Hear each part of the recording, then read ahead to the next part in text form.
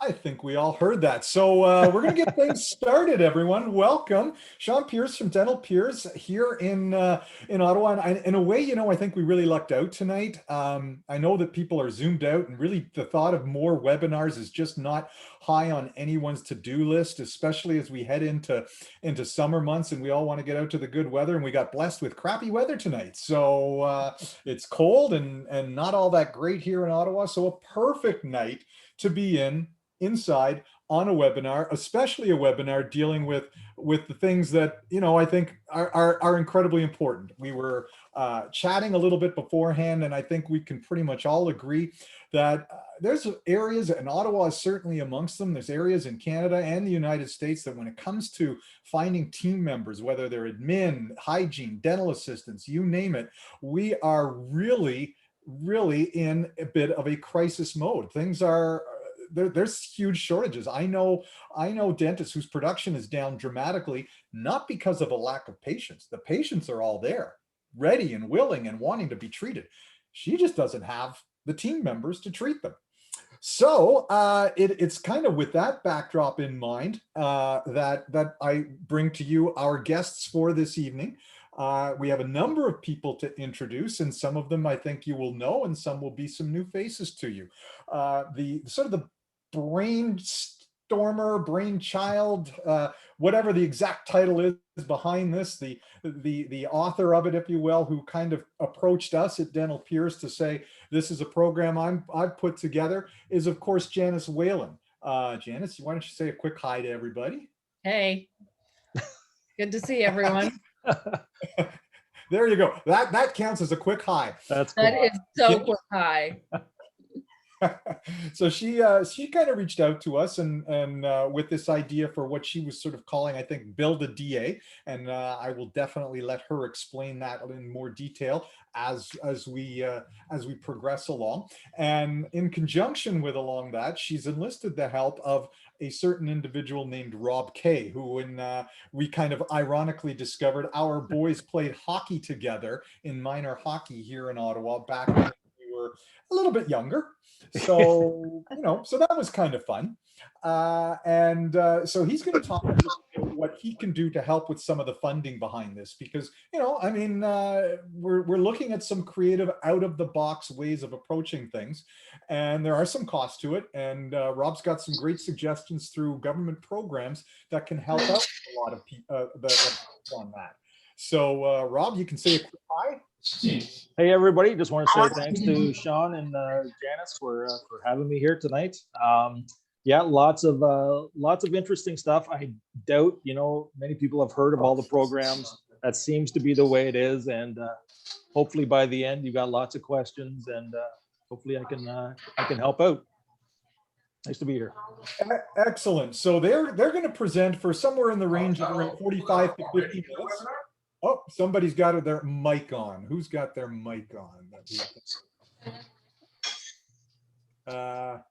Oh, okay, don't know. Anyway, with respect to it is I mean, we are looking at making sure that we have some great ideas to attract, train, and develop team members. But then the idea is to make sure that we don't find ourselves in situations where we're short team members again, because, you don't want to develop them only to lose them. And a big part of making sure that we can keep the team members as part of our team is making sure that we're that ideal employer, we're that employer that looks after them on showing them the right compensation package, on making sure that we show the appreciation and we've got the right culture and the leadership in place. And just that we make sure that they work in as stress-free an environment as possible, so that at the end of the day, they're feeling good about having not just come into work and put out fires all day, but they've actually contributed in a major way towards feeling that, I made a difference in people's lives today. I made a difference in their oral health care. I made a difference in their health today. And at that point in time, I will be turning over the meeting to my friends Nancy Crossan and of course Linda Miles. Is Linda still there? I am. Oh, excellent. So Nancy and Linda, you can say a quick hello. Well, hello, and thank you for having us this evening. It's a pleasure to be with you. And thank you, Sean. I so appreciate learning new things. And I think what is being put together, Build a DA, we're probably going to go down in history, Janice, as a pioneer in fixing a problem that has never been greater. So we're going to look to you as the grandmother of this whole project. So true. So true. Excellent. times. So before I turn everything over to Janice and let her drive this bus for a little while, just wanted to remind everyone, it looks like everyone's doing a good job coming on with their cameras off and their microphones turned off. That just makes things go a little bit smoother in terms of bandwidth and background noise and stuff like that. If you do have any questions, you can always send them via the chat function. We will do our best to address them at that point in time. If it's to any one of our particular guests, please make sure that you specify who you would direct that question to. And so, you know, I am recording this and there will be a link made available afterwards so that, you know, if there's any information that you want to have run by you again, that is easy enough for you to do. So with that, I'm going to turn it over to you, Janice, and I'll shut my mic and camera off and make everyone happy. They don't have to hear from me anymore. Thanks, Sean. All right, let's move to screen share.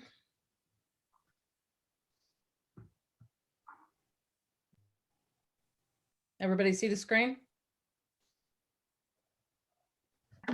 Yes. Okay, good. All right, so obviously you're all well aware the reason for actually charting out in this venture is because we have no dental assistants, we have no admin staff, we have no hygienists, we have nobody in the industry.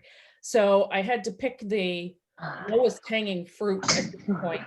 And I've chosen dental assistants, and I'll give you a better idea of how I see an incredible influx of dental assistants being able to help the entire team. But my true concern right now is that the dental assistants that have been coming out of assisting schools across Ontario have been trained. Yes, they are level 2s. They can take x-rays. They can do all of the jobs of a DA, but they come with such poor attitudes that I really feel that we need to reverse engineer the process and say, you know what, we need better people that are keen, excited, want to be part of our dental offices and part of our profession and industry, not someone that has been forced into the industry. I mean, that's the only thing that I can attribute this lack of interest from people that have level 2s and just treat the job like we just don't matter. So what I'm suggesting at this point is that you find individuals that are keeners, people that are interested in dentistry, people that are interested in creating a better life for themselves, don't have the money, the opportunity, a way to move forward. Okay, you know what? We'll help you move forward. You will move forward because we helped you move forward. And there's got to be some sort of reciprocation in terms of, you know, when someone helps you, you want to help them in return. And it's a very win-win type of situation. So if we can find a keener, give them an internship with our practices, teach them the office culture. And, you know, it's very difficult to teach culture in this environment because we have a lot of stress and strain and people that are just unhappy. And if we could throw somebody into the team that was just a total keener, wanted to be part of the solution, wanted to be that bright and shiny face, that's contagious. We can work on that. So if we can teach them our own vibe and the culture of our office, then we're I would say 90% of the way there. So now all I need is not necessarily a level 2. I now need a way to create a level 2. All they require is a GED or a high school diploma. They need to be able to pass vulnerable sector, and they need to either have their CPR or enroll in CPR. At that point, they are 100% able to now go and apply to Willis College. Willis has given us the opportunity of creating dental assistants in 44 weeks. The next program starts in September. Right now they're running, September is their next one, January is the one following, but they have said that in the event we have more candidates than they have the ability to teach these individuals, then they will actually give us more time. So we would actually have our own slot. So the next course is September. They would probably run another one in November and then January so that we can catch up. The reason I think, oh, my screen just locked. Oh, there we go. So let me give you the structure of how Willis College rolls, so that you can see what the integration is with your little keener. And then I can give you some sort of ideas about how I see this working in other aspects of dentistry. So ultimately, the first 3 weeks of their time at Willis, this is all a 100% Zoom course. So they can either do the Zoom at home if you would feel more comfortable that they're actually part of the team and they should be doing their online program with you. They can do it in your office. There's no limitation to where or how they can do the program. So the first 3 weeks is 5 days a week, 7 hours a day. They're learning all of the basics. They, tooth, quads, surfaces, all of those types of things to bring them up to speed. They next following weeks, they're in school 3 days a week, and then they can spend 2 days a week in your clinic in the event the timeframes work out. And following that, week 24, 25, now they're doing their radiology. Then you actually have somebody in your clinic that actually can take x-rays. They will be HARP certified at that point, and then they will only have another 20 weeks to go, and they'll be your full bore level 2. Which, again, this is just the schedule of how we get to the 44 weeks. So they would be actually in your office between week 40 and 42 as their clinical placement. So of course they would be required to actually be assisting with you during that time frame to actually be able to say that they've passed their clinical. And week 44 and 43 and 44, they are actually in clinic at Willis College in school, testing out all of their clinical skills. And at that point, they do actually graduate and they're done. Then they write their exams. But you actually have a full bore level 2 dental assistant in 44 weeks, which is spectacular. Now, that's one proposal, and I've had the question brought to me on several occasions, and I've gone to Willis and asked them about this scenario as well. It comes with its own set of caveats.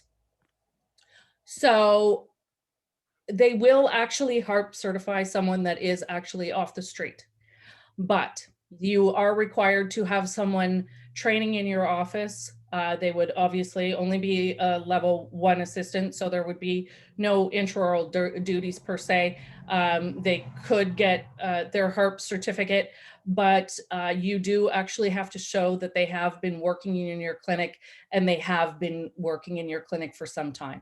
So I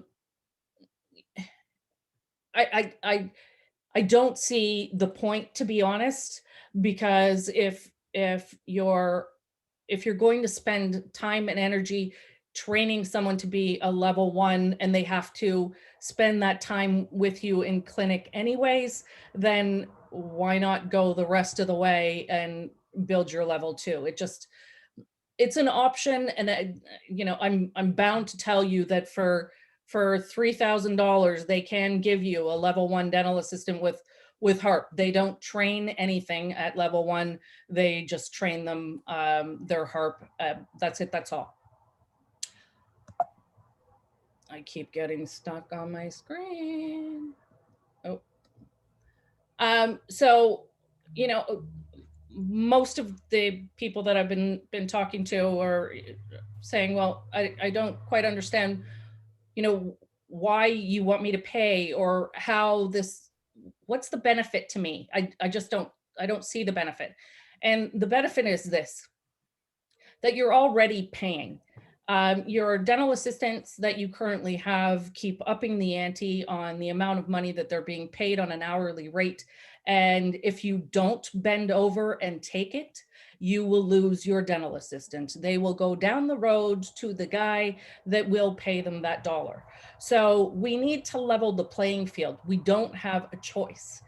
The only alternative we have at this point is to continue to pay and be held hostage, which I don't think is a benefit to anybody in this meeting tonight. So we, again, need to level the playing field. If we add more dental assistants to the pool, create more niche markets with some dental assistants that, not everybody wants to run GP. Maybe they want to run an ortho. Maybe they want to run CEREC. If we actually listen to these individuals and get a better feel for what it is that they actually want to do, if you are technically savvy, that'd be just spectacular to have you run the CEREC in a CEREC clinic. There's so many opportunities, but I mean, we need to suspend our disbelief and stop looking at the dollar, because the dollar comes with a solution as well. So this is my secret sauce.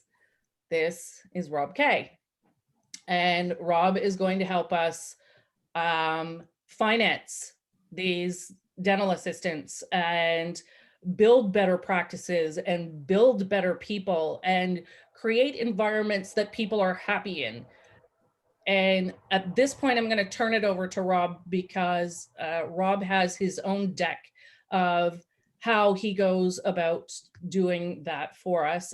But once Rob's done, then I want to come back, give you sort of a state of the nation report, as well as show you the dollars and cents behind what this will actually look like for you if you take advantage of Rob's program and Willis's program. So I'll turn it over to Rob.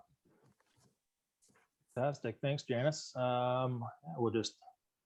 We got to switch screen sharing. So hi, everybody. My name's Rob. Let me share my screen, make sure technology works for us, right? Okay, here we go. So again, my name is Rob Kaye. Thrilled to be here. I'm what's called an employer liaison. I work with Pinecrest Queensway Community Health Center here in Ottawa. I'm in their employment division, obviously. My role is to connect with employers and to assist employers like yourselves. I used to be an employer, and so I know the stress and the strain and the difficulty of finding, retaining, finding, training, and retaining those key staff members, whether it's a coffee house like I used to own, or your dental practice. And so it's very similar stuff. We're talking people. So Canada Ontario Job Grant is a fantastic thing that most people don't know about. So this is just a slide, talks about who we are. Pinecrest Queensway, we've got Canada Ontario Job Grant. We help job seekers as well as employers. I'm really on the employer side, but certainly help out those job seekers as well. Canada Ontario Job Grant, I'll be referring to it as COJG probably for the rest of the presentation, just to speed that mouthful up. But there's another program that you should know about called the Job Match Placement Incentive. You don't really need to remember that. It is just it's a hiring incentive. I will touch on it. But again, Canada Ontario Job Grant and that hiring incentive are things that you should be knowing about. They can both help you a great deal. So we'll dive right into it. So an overview of COJG. So this is really for if you're doing some training, training those the staff that you already have. Says, COJG provides employers financial support. You want to purchase training. This is outside training, so you're not doing it yourself for your workforce. Employers choose the individuals, and this can include new or incumbent workers. So Canada Ontario Job Grant is a employer-driven program. I'm not going to tell you which trainer to use, anything like that. This is you doing the research, finding out what programs you want to use, finding those trainers, and then going on the website and applying. That doesn't mean that I'm not available to answer questions and see if we're going to make this application work. We can get to that. I'm jumping forward a little bit there, but it is an employer-driven program.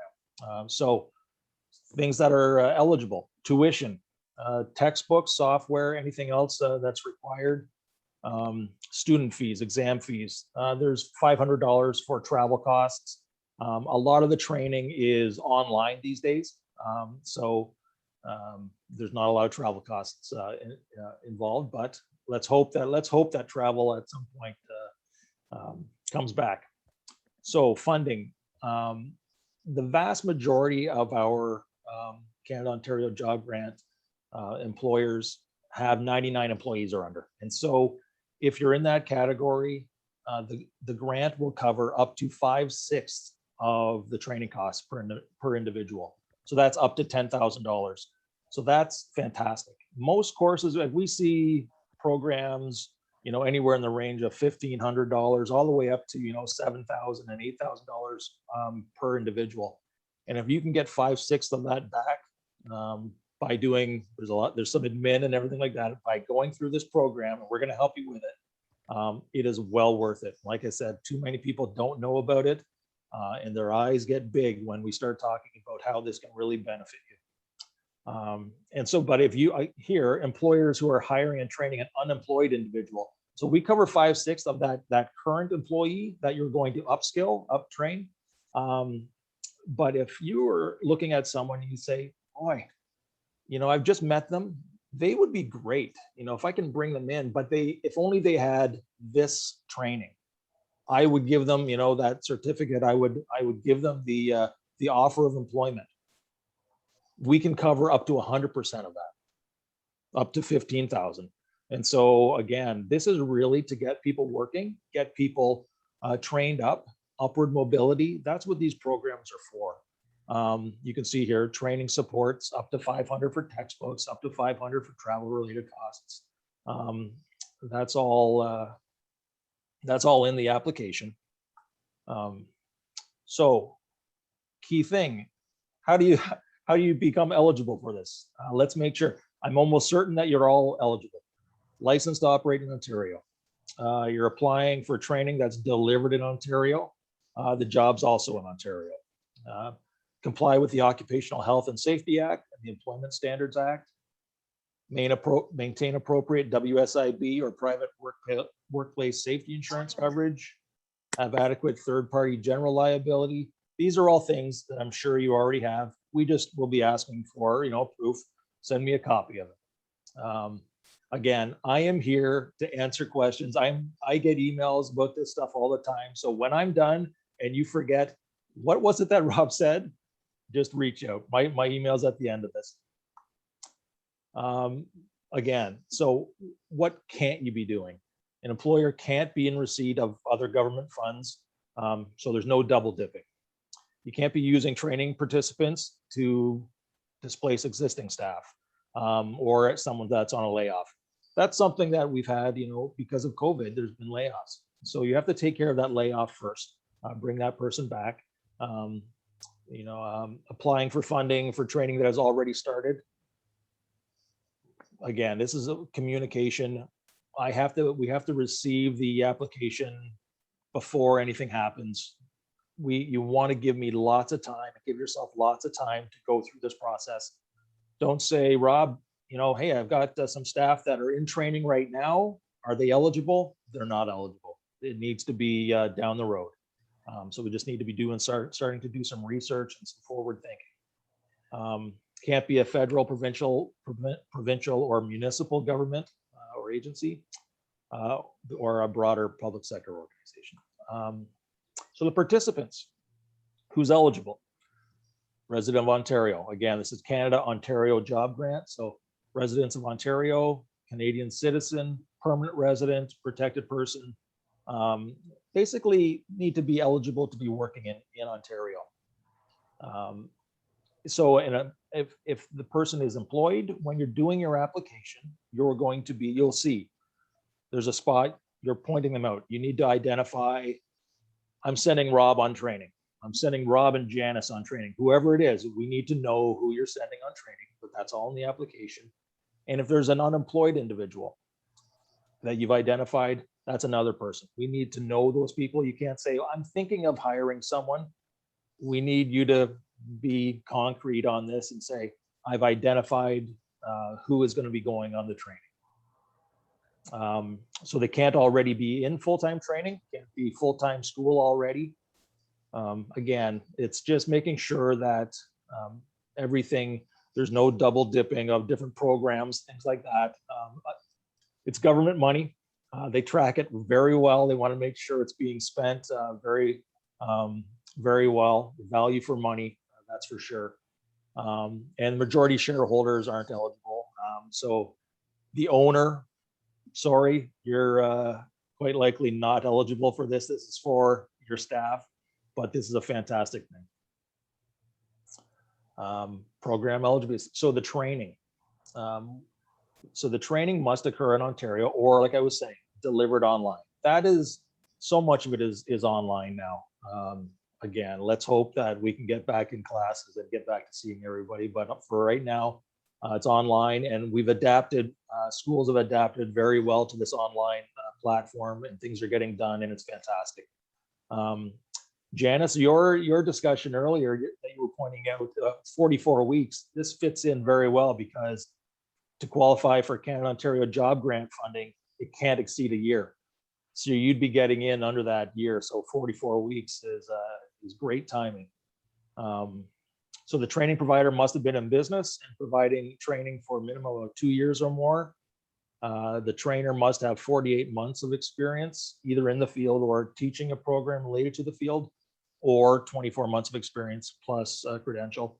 Again, this is making sure that we're giving top quality training. It's not from John down the street out of his garage. This is high quality training with credentials. It cannot be from a product vendor. Somebody that's selling you something, they're supposed to be providing training for that. That's how this works. It can't be a product vendor saying, okay, I'm going to get you to run this through Canada Ontario Job Grant and pay for the training that I probably should already be providing. And they can't be a consultant. This is a big thing that I found in dental. I've sort of looked around at some sites. There's a lot of consultants. And so if your trainer is a consultant, if they're coming in and giving you, providing consulting services for you, it's okay, but it can't be along the same lines of this training. Ideally, I don't want to go to the trainer's website and see it, Rob Kaye Consulting.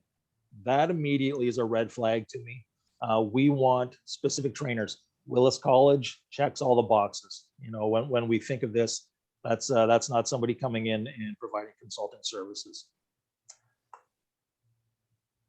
So now that everybody thinks this is a fantastic thing, how do we get in on it? Application process. So it's all online. And so, like I was saying, this is employer driven. I'm not going to send you an application. I'm not going to say this is a great trainer to go to. I can't do that. You need to start spending some time. If this has piqued your interest, start identifying those people that you want to send on some training. Start researching the training. You can, at the same time, send me an email and say, I'm thinking about this course. Would this qualify? I'm not sure. You know, it might say consultant in here.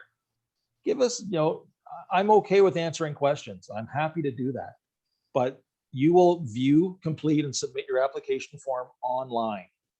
That will then, you will pick, there's an area on it that you're going to choose your service provider. Pinecrest, Queensway Community Health Center. That's on a drop-down menu. You provide that. I get that application when it comes through. Then we start the process of evaluating it. For anything under 25 participants, again, you're going to submit it in online, and it's going to come to me.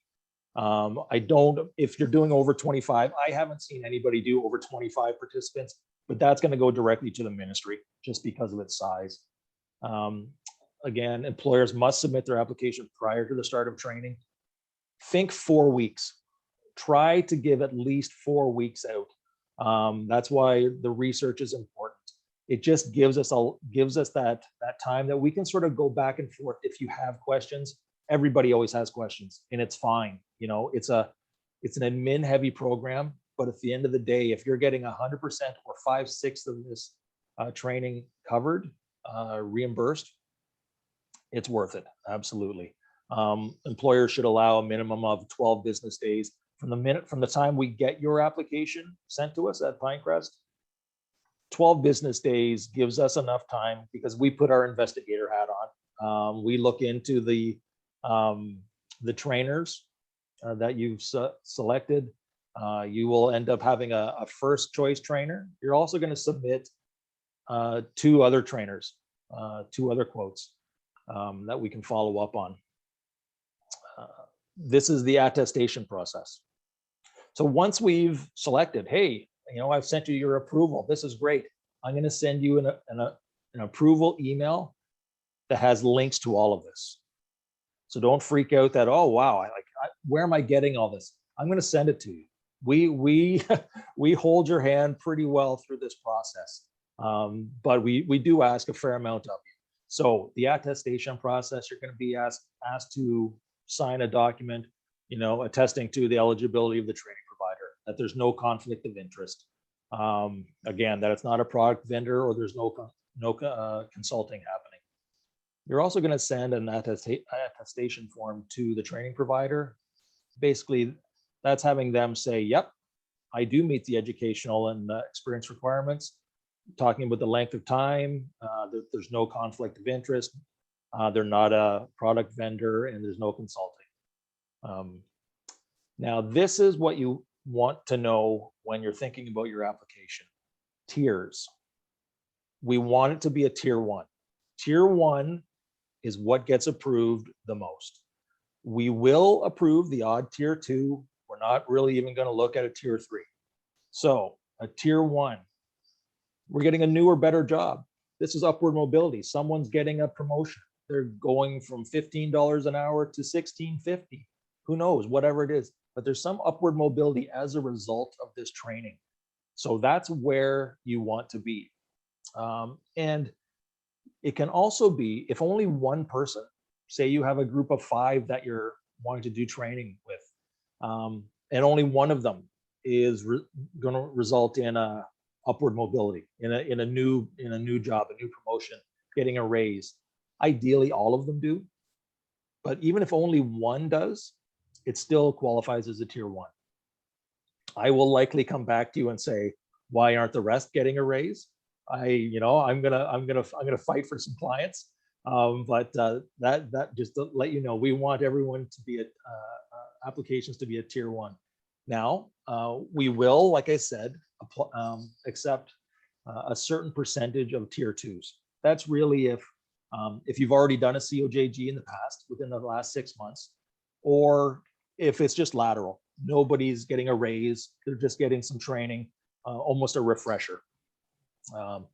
And we're not even really going to talk about tier 3s because we really don't even see them anymore. Under $500 or under a week in duration, I haven't seen that. So tier 1s and tier 2s, let's keep it to tier 1, and that chance for success is much higher. So again, after approval, after we've gone through everything, and I've said, Janice, fantastic. You know, this looks great. I love the trainer. Everything looks good. We've researched everything. I send you an email that says, you know, we're approving this. Then you're going to be, the documents start flying then. There's a fair amount of admin. You need to ensure that all forms are submitted to the service site. That's to Pinecrest Queensway before the training date, the start date. Again, I'll be following up. We don't just leave you to it. You'll pay for the training in full, and then you're reimbursed in 2 ways throughout.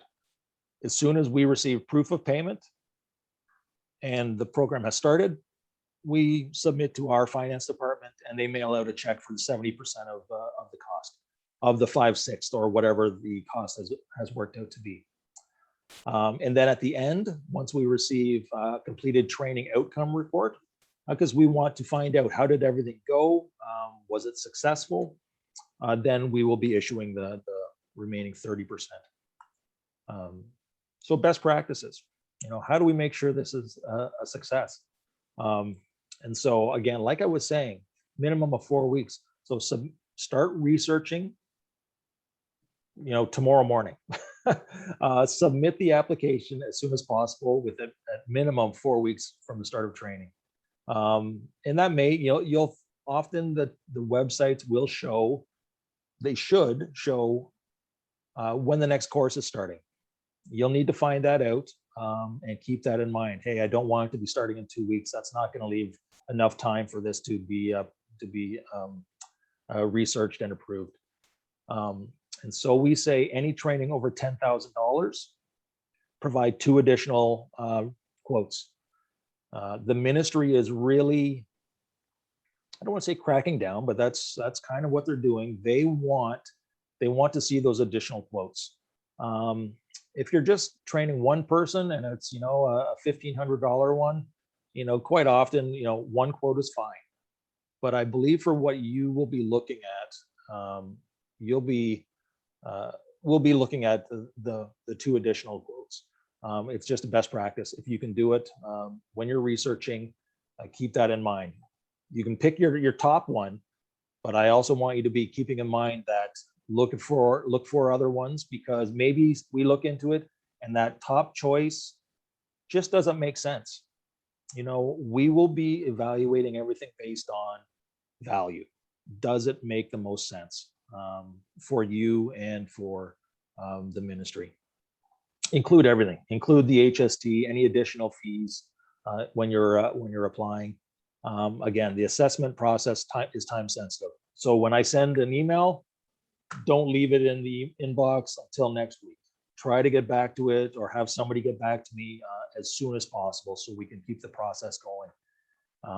If it goes too long, that's when we're forced to put it on hold or decline it, and we don't want to do that. We want to approve these. Provide a primary contact that's not participating in the training. You know, somebody participating in the training can't be sort of part of this process. They're a participant. And again, yeah, we're here to help. And that really is it. You'll need a little bit of help because there's a lot of information here. There's a lot of money involved with this training, but it really benefits so many different people. And your staff, I can't stress it enough. When you give something to your staff, providing them some training, some opportunities, sometimes that spark that sort of re-energizes somebody, you know, and shows that the interest that you're taking in them. For me, whether it's teaching them how to make a different cappuccino, you know, or a different latte, a new skill, it's amazing that the reactions that you get. This is much more in depth, but it's just a different level. You know, when you show that interest and that commitment in your staff, you will definitely see the benefit. And so you can see here, my name is at the bottom. That's my email address. Sean and Janice also have my email address. Please use it. You don't even have to be applying.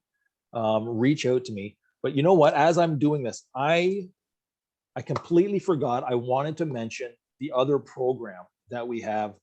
This Canada Ontario Job Grant, I get so focused on Canada Ontario Job Grant. It's about the training, and it's a fantastic one. But let's say, hey, I need an admin. I'm desperate. I have to hire somebody, and I'm looking on Indeed, whatever, and it's just not working. Well, Pinecrest Queensway, we're an employment service provider, Employment Ontario service provider. So we have job seekers all the time. We have employment counselors that work with our job seekers. And we kind of say we have doctors to dishwashers. We have such a wide range of clients. You'd be amazed. And so I just say, reach out to me. We'll get you registered as an employer. That's the first thing that we want to do. Then you're an employer. We can connect clients to you. But then you're going to send me what you're hiring for. Send me a job description. Send me all that good information. I'm going to give it to my counselors. They're going to look at their caseload. And we're going to see, hey, can I start sending you some resumes? Let's say we have a fit. Fantastic. You find a resume. You interview that person. You really like them. Rob, I'm gonna hire Sean. Perfect. Sean's a client of ours. I'm going to do a placement for him. So I'm going to help out. I'm going to help you out with the support for that start. Training is expensive. It's another expense you have. And it always takes somebody some time to get into the culture and figuring things out when you're hired. And so maybe it's a 4-week placement. Maybe it's a 6-week placement. It depends on what maybe barriers they're coming with. When we say barriers, it could be they're new to Canada, but they have a pile of skills. This is great. But unfortunately, the lack of Canadian work experience is still seen as a barrier. Well, we help with that. I'm going to help with maybe the first 3 weeks of their hire is we're going to take care of their wage 100%. And maybe the next 3 weeks, we're going to take care of it at 50%. Because they're starting to get up to speed. Those are all things that we will connect on, and we'll go back and forth on. It always depends on the individual and the position that you have. There's no cookie cutter. It's not $1,000 for each person. It always depends on what the role is, but keep that in mind. That's that job match placement incentive that I spoke about at the beginning. So there are those two programs, Canada Ontario Job Grant and Job Match Placement Incentive. Reach out. We can talk about both of them. We can talk about one, the other. It doesn't matter. I think both of them could benefit you greatly. And you know what? Interject for a second. Absolutely. You had talked about the reverse engineer of that as well, because you don't have people walking into your clinic. Absolutely. So, they can find their own. Yes. And pass them back. Yep. Thanks, Janice. That's fantastic. So yes, the reverse engineer, because COVID has turned everything on its head. Yeah, our office isn't open. And so our client numbers are down. We're reaching out to them. We're getting them online. We still have a lot. However, somebody walks through your front door, connects with you through your Indeed ad, something like that, and you really like them and you're thinking of hiring them. Like, I wish I could take advantage of that program that Rob talked about, last week. Send me the resume. Reach out to me right away. If we can, and I will reach out to them. If I can get them, we have them register with us. We just need to have them become a client of ours.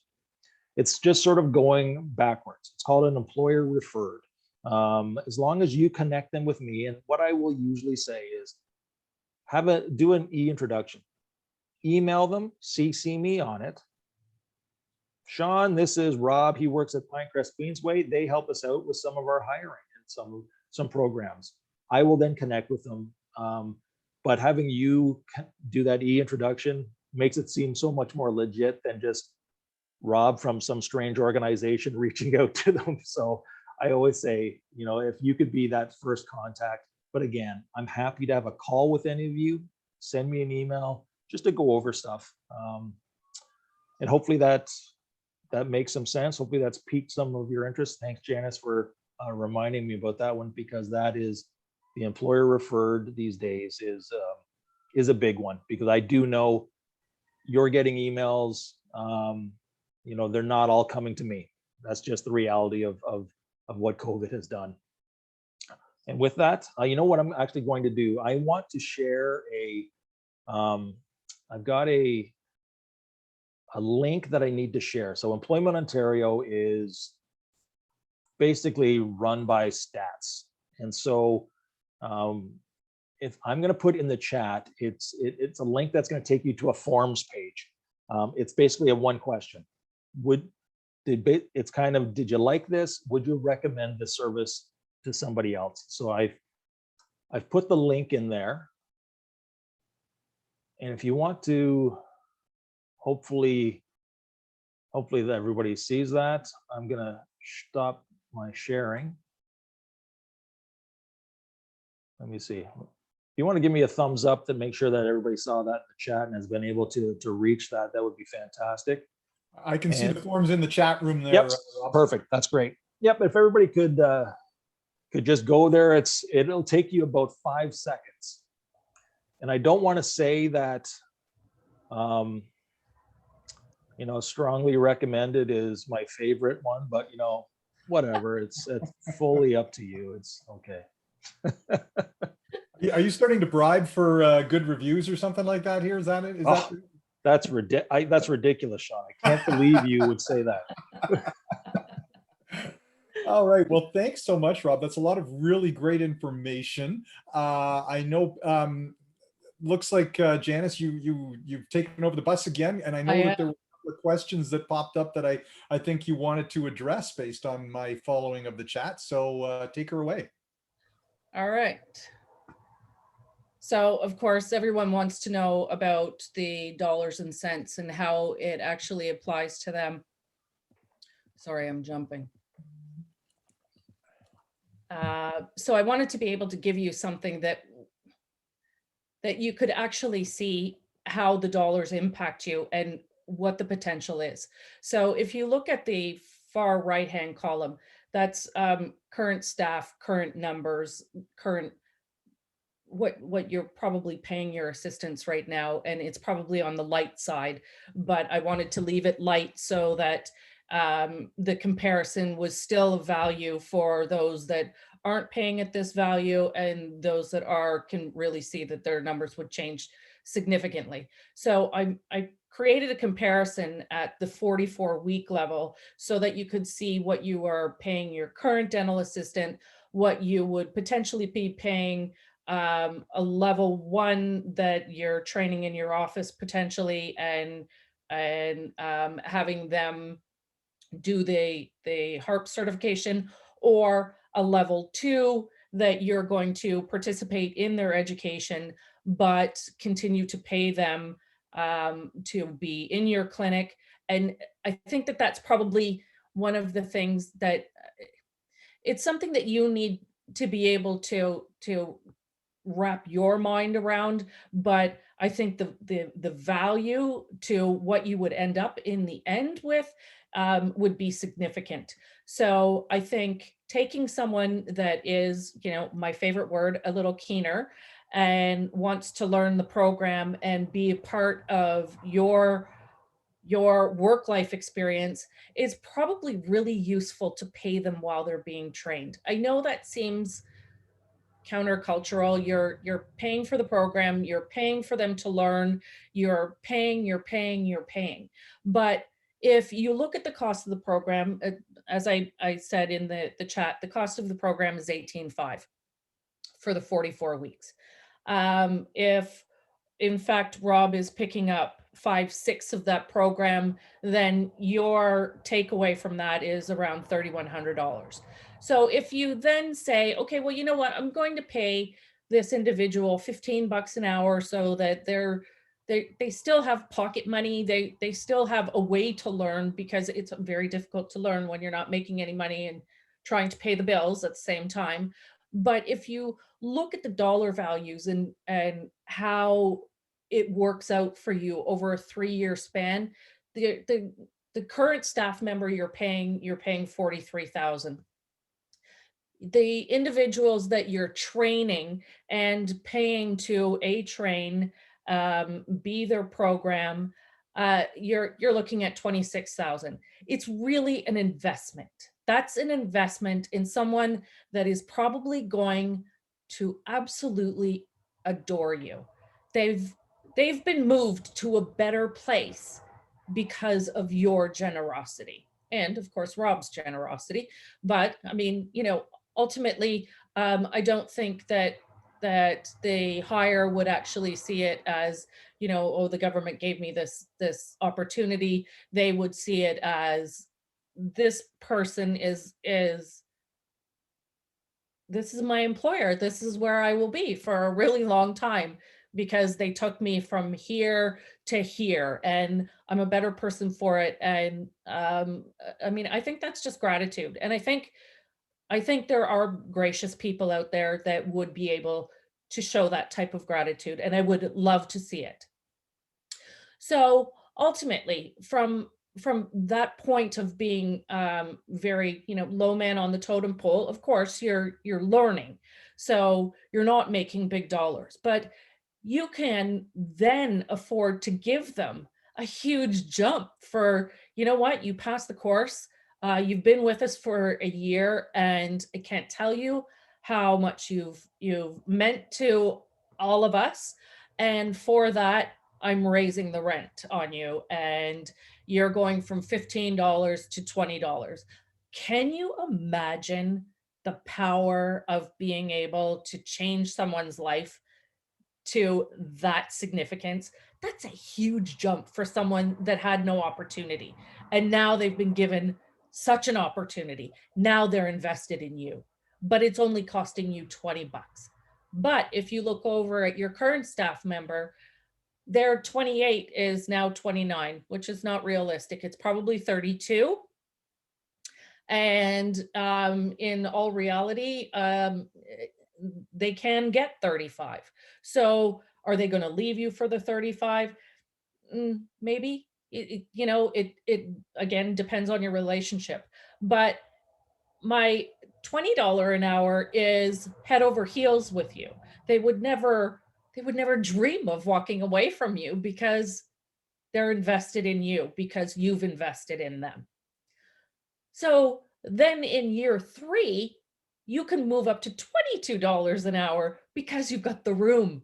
But you're now at 30, 35, better with current staff members. And I mean, it's a supply and demand issue. So ultimately, the staff that we currently have, because it's a supply and demand issue, they can do that because we have no other opportunity. And I'm not saying that those people aren't valued members of our team, but the reality is it's unsustainable. We cannot continue to pay copious dollars for PPE, refitting offices, being held hostage to every team member in the place. There has to be some sort of give, and the only opportunity that we have is at the level of dental assistants, because we can turn them over in 44 weeks. So dental assistants, like I said earlier, we can create a whole bunch of different opportunities for them and give them a better standing in the dental office than being the cleaning lady. That's, they need to have a better feel for their own responsibilities, their own job, that they actually contribute and they are valued in here. So that being said, if you looked at now 22 bucks an hour, and for the level 1 DA 20 bucks an hour, over a 3-year period, you've paid your current staff member upwards of $150,000, but you're paying the level 1 and the level 2 at $100,000.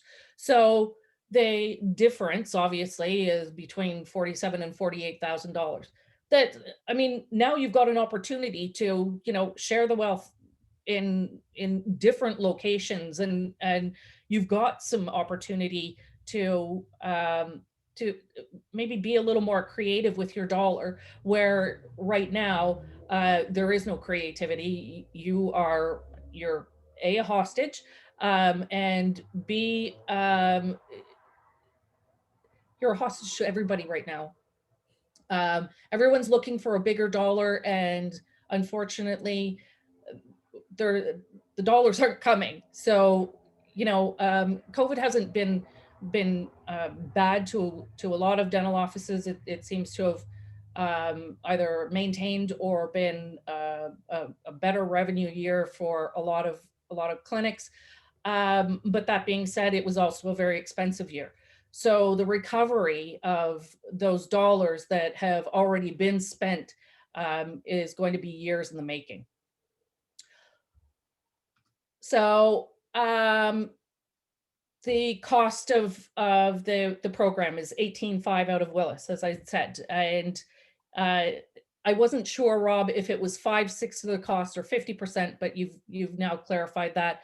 So I mean, you're taking an $18,500 course, $18,500 course, and your ultimate pay is $3,100. I think that is that's kick ass. God, I just love you, Rob. Well, so looking at this, if it's 18,500, the total the max is 10K Okay. per participant. So Okay, so then we are at 10. So then you'd we be would be maxing it out for each one. You'd be getting 10K, unless it's you find that unemployed individual, then we'd be up to 15. Right. If you find that unemployed individual that is going to make the difference and you really want to bring on, then it can be up to a maximum of 15,000 per. Okay. All right. I mean, ultimately, in order to get a staff member that's actually certified and ready to play ball in 44 weeks, and it could cost anywhere between $3,100 and $8,500, that's a small price to pay, and I think it's well worth it. But I'm not here to pass judgment. I am here to disseminate information and let you all know what is possible. The level 1 program that we had talked about earlier, again, Willis is not excited about offering it, but they've agreed to offer it. And the reason being is that you really need to have someone that's already entrenched in your practice before they'll even entertain giving them a HARP certify, which would be $3,000, and that would not be anything that Rob would have any involvement in at all, because the dollar values don't fit his program. So alternate 2, not really my favorite, but you do what you got to do. Probably the biggest part of what I wanted to share tonight, I mean, obviously the dental assistant program, but I mean, there's also State of the Nation, which I think is probably very important. And, I share these stories every single day.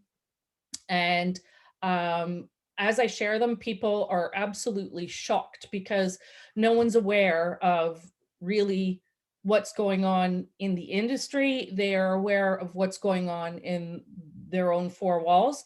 And of course, everyone takes it personally. They think that it has something to do with their specific clinic. Is there some reason why I'm not attracting the talent? Is there some reason why I'm not getting temps? Like what's going on with my clinic? And I can tell you right now that it has absolutely zero to do with anyone's clinic. What the problem is we have reached such a huge tipping point in the industry. We have run out of personnel, and that is at every level. We're running out of dental assistants. We're running out of dental hygienists. We're running out of admin staff. We're running out. So I think that there's a couple of ways of looking at what we do with running out of all of these staff. And I think that the dental assistant is probably going to be our way forward. So the fee guide increase for 2021 was, it was okay, I guess. It was a little bit of a boost when we had such massive PPE issues, and maybe a little bit of a help, but I don't believe it was enough of a help. And I can't imagine that 2022 is going to look a whole hell of a lot better or different than 2021. I have no inside information with respect to that. I've just been here for 37 years, and you watch this enough, you get a feel for the lay of the land. Um, so we've got 6 months left of that, but the reality is we have lost 500 500 hygienists in a span of 3 months between October of 2020 and February of 21. 500 have left and resigned from the CDHO. Not, oh, I'm just going to take a break. Oh, I'll just put my license on hold.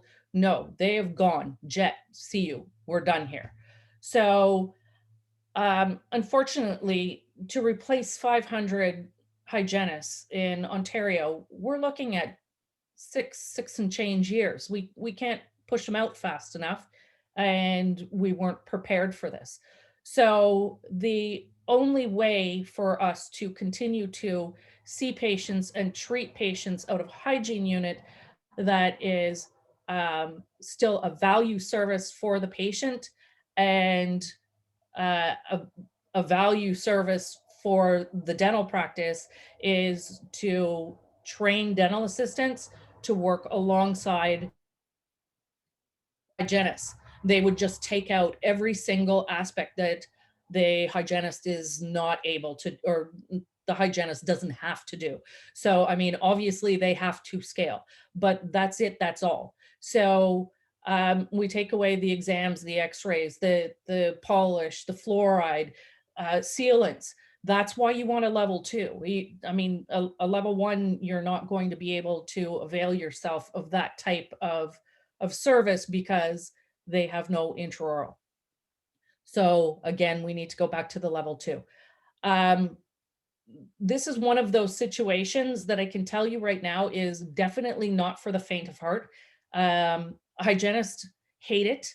I've run this game for years, and I can tell you that accelerated hygiene is extremely painful, but I think if you have all of your team on board and you give everybody the opportunity to chime in and say, you know what, maybe you've got a couple of hygienists and you run an accelerated program for maybe, we'll call it 5 days on, 5 days off until they get themselves back together. Maybe it's a 5-day on, 2-day off, whatever the case may be. We've got to figure out something that we can have assisted hygiene, keep all of the patients running through the program, and reduce the time frames that the hygienists are actually seeing them, but giving them an assistant at the same time.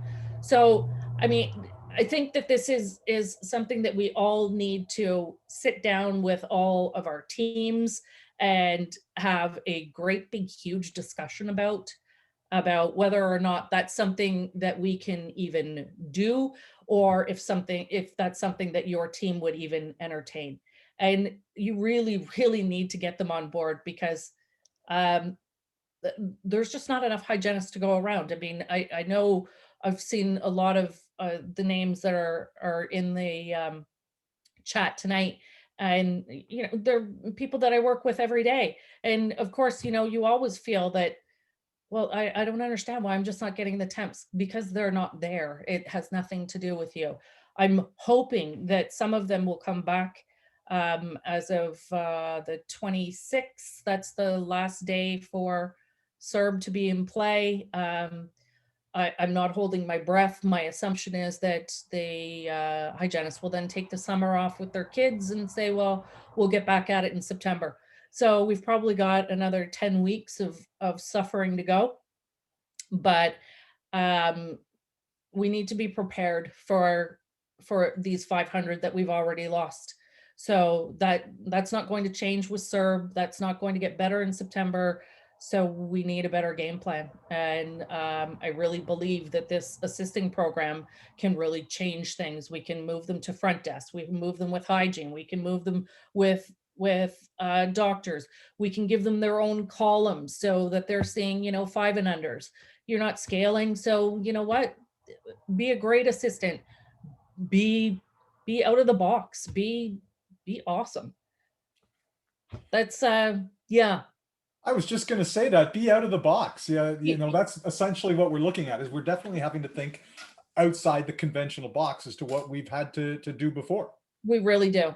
We really do. And as I've told everybody that I speak to, if you need someone to sit in your team meetings and you need a guidance counselor or a ref or whatever it is, I've been there, done that. I've been here for 37 years. Like, I've been through every up and down in this industry known to man. So if you need someone that can walk on water, that is definitely not me, but I do know where the stones are. So it looks like I am. There you go. And I guess to a large extent, you've answered one of the questions about whether or not you had any suggestions for hiring a hygienist. Pray? I don't know. Right? Yeah. Learn to love hygiene yourself. I don't know. Because, and I've been talking to some other people in the CDHA, Janice, I don't know if you have as well.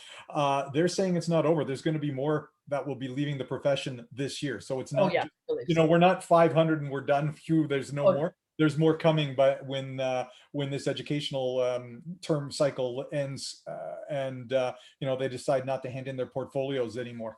Yeah.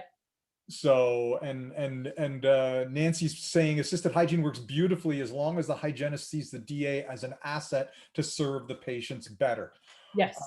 So Rob, Janice, thanks. That's a lot of great stuff. I want to talk a little bit about, this is, as Janice, you said, this is thinking outside the box. We are looking at different ways to invest in our team, in the development of our team, in the development of their career paths.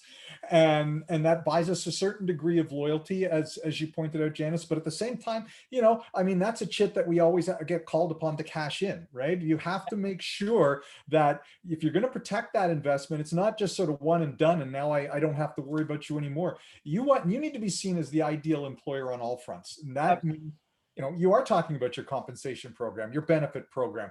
You're talking about how you structure your office to make sure that this is as rewarding a job experience and work experience and career path experience as possible for these people that you're going to bring on board. And that's why I invited Nancy Crossan and Linda Miles to join us this evening. So I'm hoping that they can unmute themselves, turn their cameras on, and because, there they are, and they both show up as Nancy Crossan. So if you don't know them by face, there'll be a test. You have to identify who the real Nancy Crossan is by the end of their presentation. Because I've done some stuff with Nancy and Linda. I was almost about to say Nancy and Nancy. I'm looking at the names there.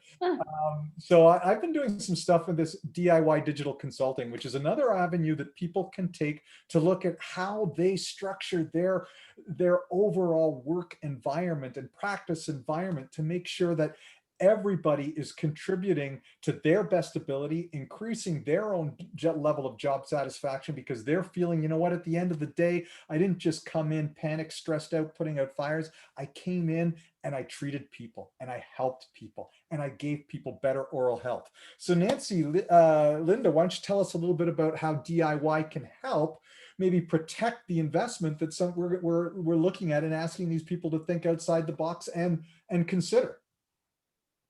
Nancy, you go first. Okay, I will. As I was listening to this, by the way, a great presentation, and it's a wonderful program. I'm so impressed that the government is willing to help out in this situation. It's fabulous. So what I was thinking about during your presentation was, so now you've taken the time, the person has invested the time, dentist has invested the time, and you have hopefully a top-notch career professional. It'll take some time because there's a learning curve in every new office you go into. So now it is the dentist's responsibility to have something for their team, systems, protocols, communication, a really good office manual. And so how do they get that? Do they already have it? But it's very necessary once they've made this investment. And I think about, Rob, the amount of money that the government is is contributing to the process. And I say, wouldn't it make sense to also make sure that they have some practice management onboarding situation going on?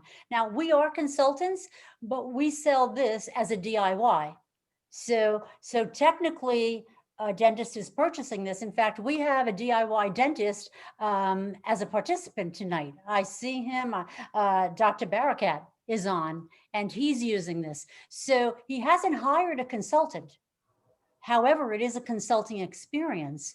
And I wonder how that all blends in. But one thing I'm 100% sure of is after making this investment, then I feel it's obligatory on the leader, on the owner of the practice to have a viable business through, okay, obviously cash flow, systems, protocols.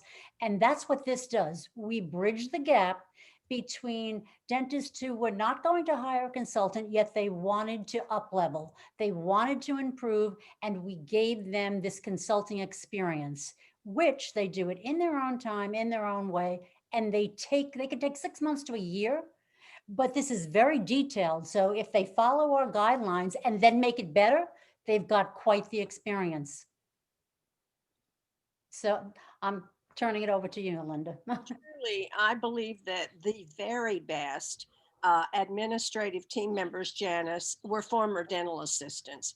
Who knows better how to engineer the schedule instead of throwing 30 names on a page and pray we get to go to lunch?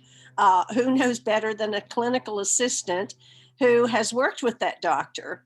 And I will honestly tell you that those who have the clinical experience also know how to answer questions on the telephone. And I think basically what you're looking for is a young or not so young person who is in a career possibly that they're not happy with, or they're just starting in their professional career. And you want them to have the right attitude, because I believe attitude is everything. I would rather I used to use this analogy. If you had 2 cans of Play-Doh and one is brand new, it's soft, it's moldable, and you get a highly experienced person that thinks they know everything, and that can of Play-Doh is hard and crusty. Going to cause a lot of problems. So give me a young person, or an even not so young person with a great attitude that wants to be part of a terrific profession, who, as Sean said, wants to deliver the highest level of patient care and feel that at the end of the day, they go home happy tired instead of stressed out tired. So true. Right. Exactly, and that's what this is all about. And you know, I mean, we look at it as Janice said, we are thinking outside the box. I think there's probably a number of dentists. Janice, I have to think sometimes when you've talked to some of the dentists face to face about this idea, you might have got kind of this glazed look in the eye and a shocked expression, and sort of like, you want me to what? You want me to buy them? And then Because this is Rob new. Kaye. I just want to know if Rob can come to the US. We need Back in Yeah, your it's Linda, Ontario only. I'd love to do it. Yeah, I ain't giving them away. well, Dennis, I truly, when even before I met you, I said to Nancy and Sean, these two are onto something huge. Getting programs like this into every community college, can you imagine? Because the trades are dying. I mean, every parent today wants their child to be a rocket scientist or an IT specialist or whatever, marketing and management. They don't know how to do the trades. And dental assisting is a professional trade. And moving up the ladder to the practice administrator, I mean, it's just, the sky's the limit if you have the right training, the right attitude, and the right backing. And I think your program is amazing. I'm excited.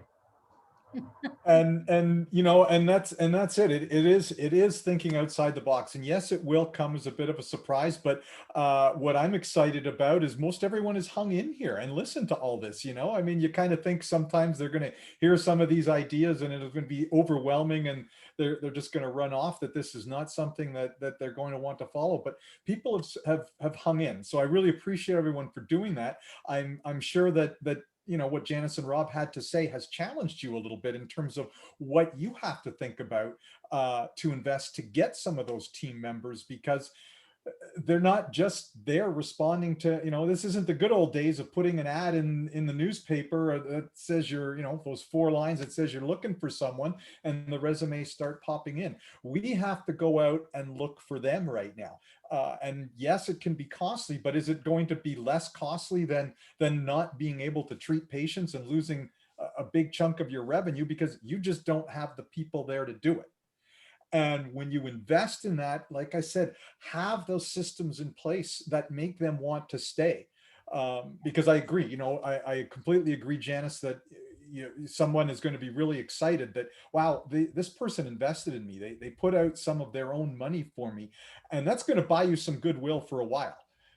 But that goodwill can disappear if they're going home, as Linda said, stress tired, day after day after day. They're going to leave. Yeah. Exactly. They're going to find that office and they can pick and choose right now. And that That's is the really thing. the dentist's number one stressor, is dealing with unhappy employees. And no wonder they're unhappy. We've all been in this profession so long. We know what it's like to be in a good practice. And that's how I started consulting, you know, 50 years ago. And that was not 50 years ago, 35, 40 years ago, 1979. So 42 years ago. But anyway, you know, Rob, one of the things that I taught about the job description and looking for employees is most of the ads that you see ask for what are your qualifications and what. The very best ad that attracted more good clients for my clients over the years, good applicants. Would you like to be part of a patient-centered practice that truly appreciates the team? Every single time that brought people from other offices who were not being appreciated, because that's the number one motivator. Absolutely. Everybody wants to feel like they're part of something. Yeah. I don't want to go to work just for my check. Exactly. That's so short term. If you can create that culture and that feeling of, you know, getting up and, hey, I can't wait, you know, there's an energy, you know, you want that energy. And whether it's through training, you know, ongoing training, bringing on the right staff, yes, there's effort there. You know, it doesn't just happen.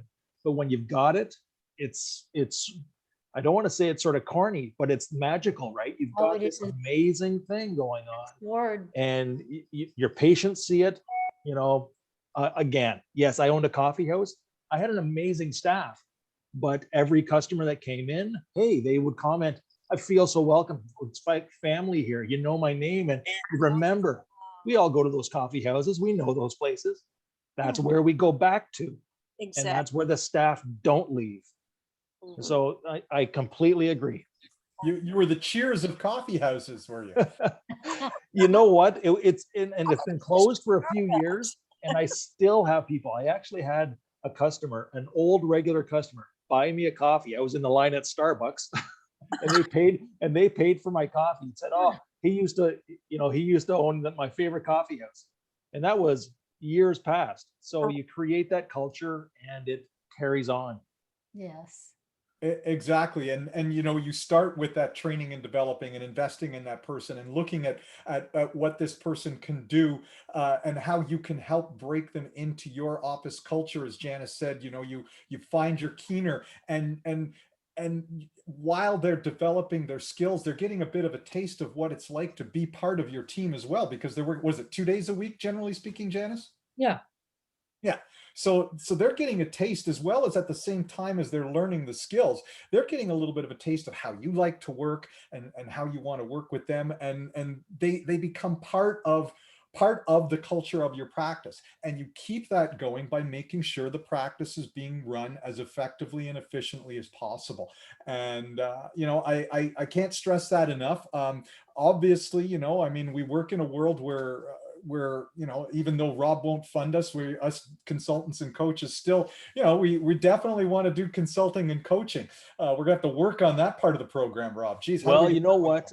And just because there's the word consulting in there, like I say, reach out to me, because there are always, just because it says consulting, it doesn't mean and it's automatic no. You Yeah. know, we just have to make sure, again, the ministry is the ministry. It's their dollars. They're just very careful with it. But that's why we're here. We're here to help sort of find that path. Usually it's pretty black and white, but there are gray areas, and we want to make sure that that we help with that. And that's great, and that's a big aspect that we certainly love. And I, you know what, I think that still gives you that gold standard, someone that can really help you. I mean, so many great businesses, you know, and business people and business coaches have their own coaches, because sometimes you just become so wrapped up in helping out other people run their businesses, you stop and forget what you have to do to actually see and run yours effectively. And even sometimes when you are paying attention to it, you're one set of eyes.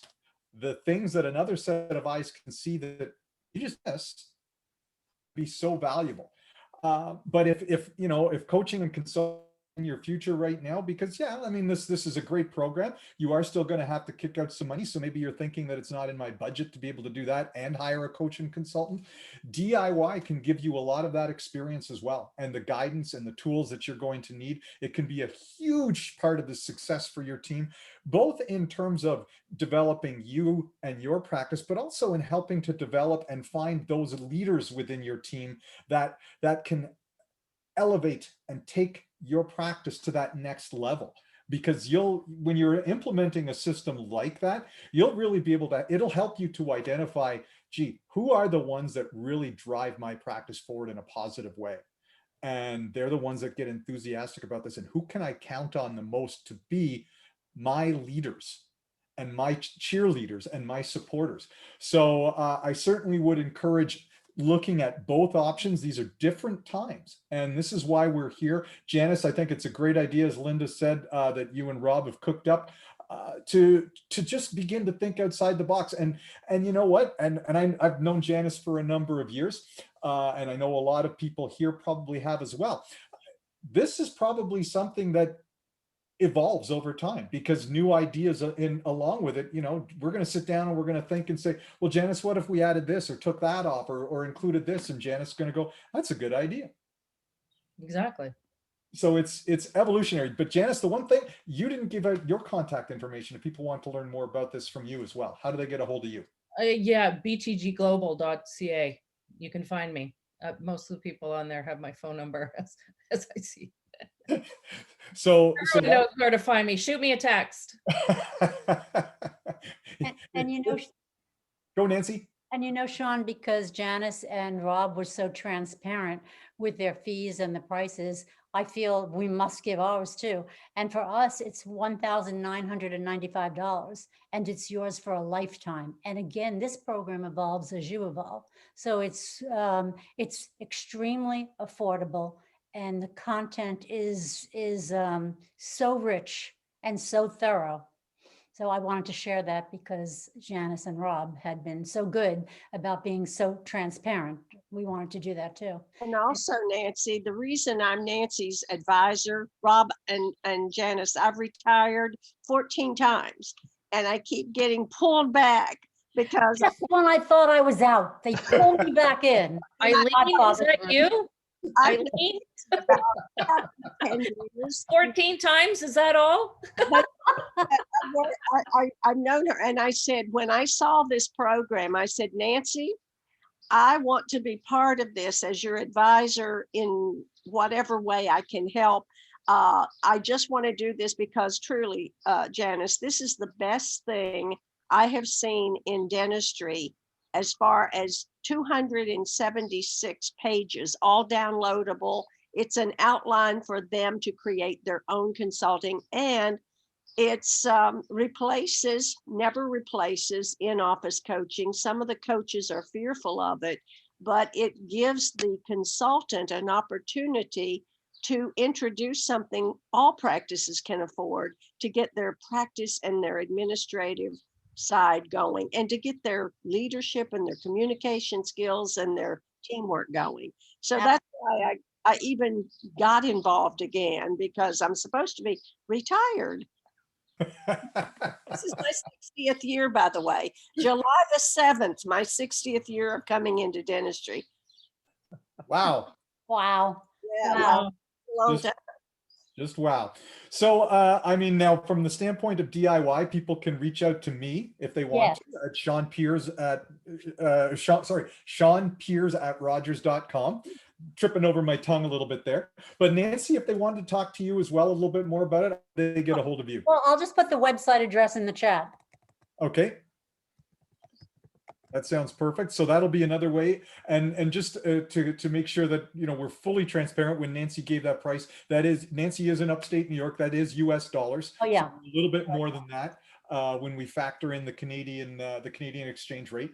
But I mean, it's still you know, great value for money. And we help out and support DIY up here in Canada, and are actually in the process of going through to Canadianize a couple of the features that, as all encompassing and as thorough as this is, I mean, there's a few little things that obviously the tricks of the trade are a bit different across the border. The border that someday will be open again.